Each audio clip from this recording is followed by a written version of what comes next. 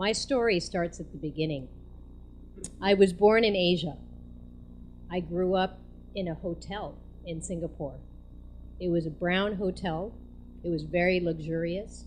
We lived on the 21st floor, and there were floor-to-ceiling glass windows that you couldn't open, but it kept the air conditioning in, and it kept the hot air out.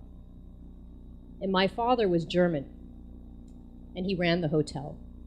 And my mother was from the Philippines. And because the Philippines and Singapore are quite close, every summer, every Easter, every Christmas, we would go home to the Philippines to see my grandparents. We would leave the relatively first world city of Singapore, where the cars were beautiful, the sidewalks were beautiful, and the streets were clean, and arrive in the chaos of Manila. And my grandparents' house was about an hour's drive from the airport. And it was a beautiful old house in a beautiful community with a very big green lawn and a swimming pool. And all of the houses around it were similar. And it was surrounded by a big wall, a wall that kept the beauty in and the ugliness out. And we would drive on the long drive from the airport to my grandparents' house in our air-conditioned car. And when we would stop at the traffic lights, children would come. They would come up to the windows of the car, and they would knock on the windows of the car. And these children were not much older than me. They were not much younger than me. They kind of looked like me. And they were carrying in their arms magazines, fruit, rags, stuff that they could sell. Sometimes they carried their younger siblings in their arms. And we never bought anything from them. But I would think about these children, and I would think about them when I lay in bed at night. And I would wonder why it was that I was lucky enough to be born me, and to live in a nice house, and to have air conditioning and a swimming pool and green grass, when there were children outside who lived in slums with leaky roofs and who could not go to school because they had to sell stuff in order to bring home some money. When I got a little bit older, my family moved to the United States, and I went to school and I studied economic and political development in college because I was interested in the problems of development. And when I started to think about what I would want to do for work when I was graduating from school, I thought to myself, maybe I should join the Peace Corps. But the Peace Corps was for brave people like Jason. I had spent some of my summers banking because my father, my German father, believed that we should learn a skill, that we should be apprentices and learn a skill. And banking was an interesting thing because it was close to money and close to business, and maybe you would learn something that way. So I followed that path, and I went to New York, and I became an investment banker. I was doing big deals with companies like American Express and DuPont and HSBC. And then I went to business school, and after business school, I became a private equity investor and a venture capitalist. And I joined a great firm that I joined in particular because they were investing in Asia. That was the place that I loved.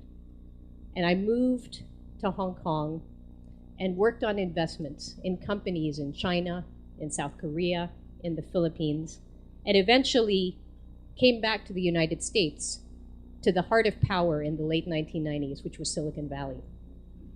And my firm was investing in companies that were in technology.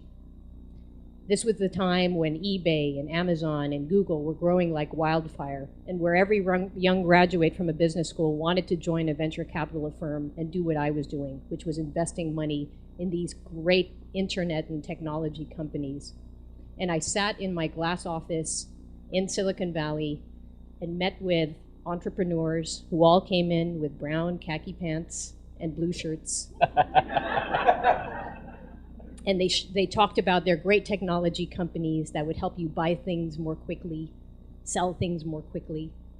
And I remembered back to the days when I would go into cities in China and look at companies that were manufacturing tents that you might buy at REI. Or when I was going to the far-flung islands of the Philippines to invest in a chicken company or a tuna company. And I missed those days because what I missed was being in the land of development. And then one day in 2004, I was sitting at a conference in a room very much like this room in San Francisco. I think the seats were even red. And I heard a story. A woman told a story about a nonprofit in India that was making small loans, $100 loans to women, so that these women could work their way out of poverty, so that they could bring their families a better life. With $100, they would buy a cow, they would buy a sewing machine, they would start a small shop and increase the income of their families. And this nonprofit, which had raised money from people in America and was using that money to put out these loans in India, was working in several villages. And one day, a group of women came from another village to visit the company, and they said, "You were working in these villages around us, but you haven't come to our village. Why have you not come to our village?" And the man who was running the microfinance institution said, "I would like to come to your village, but I have only raised so much donation capital, and I have no more capital. I have no more loans to give." And one woman stood up and looked at him and said, "Am I not poor too? Do I not deserve a loan? Can I not work to build a better life for my family?" And I sat in the audience and I was struck by that comment. And the man who ran the nonprofit was struck by that comment too. And he vowed that never again would he deny a poor woman a loan. But to do that, he had to change his model. Instead of a nonprofit model, he said, why not raise capital from the capitalists? Why not raise capital from Wall Street? Why not transform my nonprofit into a bank that will lend to women? 3 months later, I started something called the Dignity Fund, which began to lend to microfinance institutions all over the world. 3 years later, some friends and I started a company called Elevar, which is a fund, much like the big fund that I worked in Hong Kong and Silicon Valley for.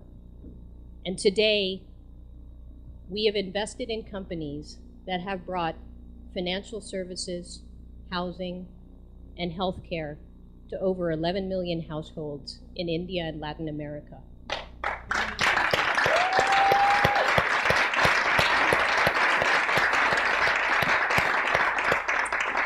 And I think back to the day when I used to fall asleep in my air-conditioned room in my grandparents' house in the Philippines, and when I would wonder, why was I born in my family? Why was I lucky enough to be born into my family inside these walls?